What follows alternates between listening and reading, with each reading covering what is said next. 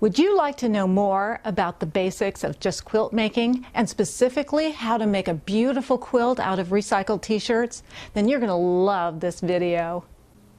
Hi, my name is Julie Hanson and I want to welcome you to a beginning quilt class. First of all, quilts are so much fun and entertaining and create memories for forever if they're done right. To be done right, you need to have the right equipment. Let's talk about that. I'm going to start over here and let you know that you're going to need an ironing board. In fact, I iron a lot through the project, and of course an iron. And I keep a cheesecloth type cloth in a bowl of water near my ironing board because sometimes you'll want to make a very, very sharp crease, and you can do that with the cheesecloth. Another thing that I found really handy is this roller that takes lint and small fabrics off. Your fabric is going to have a lot of little ravelings, and that will help you clean up.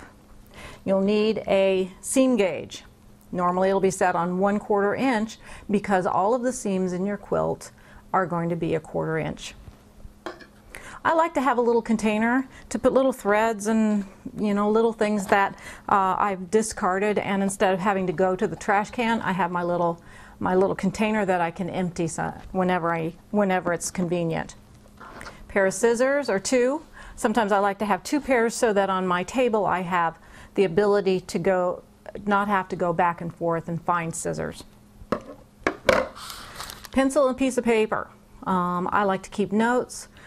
Sometimes I'll make a note as to where I last stopped on the project to remind myself where to start again. Those are pretty general tools. I'm going to start now talking a little bit more specifically about tools that I've used for quilts. Now, one of the most vital pieces of equipment that you will need is something that measures accurately and that you can cut on. And this particular board, they come in multiple sizes, but for my project, this one was the most effective. Along with that, you're going to need a nice cutting tool. Be careful because these are really sharp, and they usually have a safety on them that you'll want to put on when you're not using it. Also, you'll need some additional blades so that you always have a sharpened cutter. To cut fabric, you'll also need a piece of plexiglass with the measurements on it. I found that if I put a piece of tape here, it was easier for me to see the edge and to use it as a cutting. For example, if your fabric's down there and you're cutting across here, this helped me have a really good start. Of course, you're going to need thread. That kind of goes without saying. Try to get, if you're working with a variety of colors, I actually found kind of a neutral color that blended with all of the fabrics that I was using. This was a real handy tool, this Steam-A-Seam, and I'll demonstrate later exactly how I use that. Now, it may seem funny, but I like to use some duct tape and masking tape. Sometimes I'll use the stripes on the ironing board cover to line something up, and then I'll tack it down with a piece of duct tape, something very temporary. Don't iron it though, because it doesn't do well with heat. Something else that I like to use is this temporary spray adhesive. Sometimes when you're putting some things together and you just need them to be stable until you can stitch them, this stuff is pretty handy. Now, the sewing machine. You don't really need anything real big and fancy, but I do like the machine that I have because it has some things that are specific to quilting. For example, do you see the extended table that it has? That really makes it helpful for quilts that tend to get larger and larger as you go. I also have handy the screwdriver that comes with the sewing machine so that I can make switches of different feet, because 2 of the most important feet that you can use for your project is one called a quilting foot, which has a automatic 1/4 inch measurement for you, which is awesome.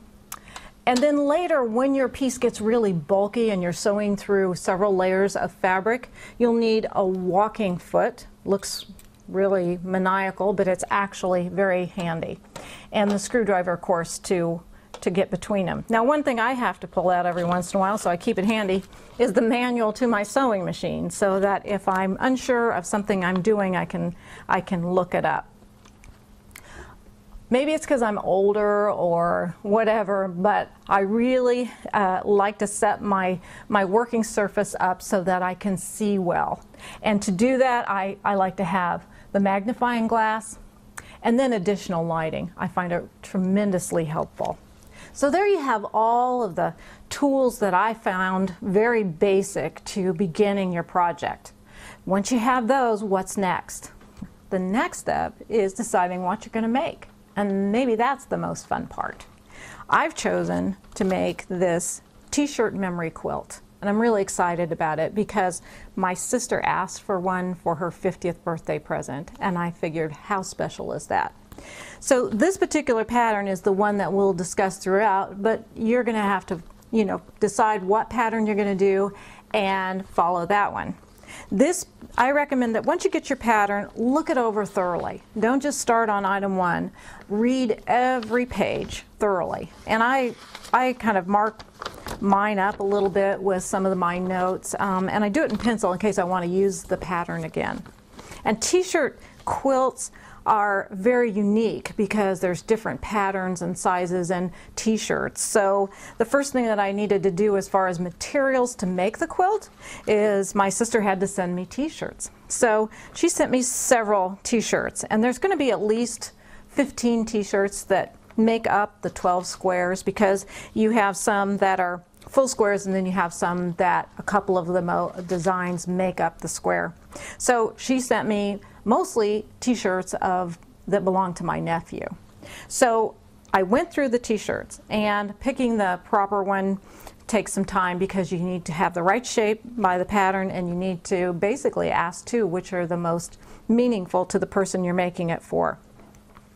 Another thing that I found handy was I found this older portfolio thing that is very stable that I could put some of my prepared fabrics in. When you make a t-shirt quilt, you have to stabilize the t-shirt material with a backing, and so this kind of helped me keep it neat.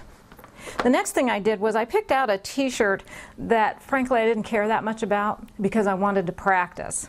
And so I took one of the t-shirts, I cut it, which is a real scary part when you're making a t-shirt quilt because you can make a mistake and kind of not be able to use the piece. But you want to be really careful in cutting the design, finding the middle of the design, which you can do by folding it into quarters, finding the center of it, and measuring out from the center to the proper proportions for the pattern.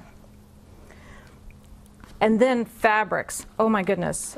Depending on your pattern, this particular pattern called for 30 different types of fabrics. And so I went with a variety of colors, with the main one being blues and yellows, because those are the favorite colors of my sister and my nephew.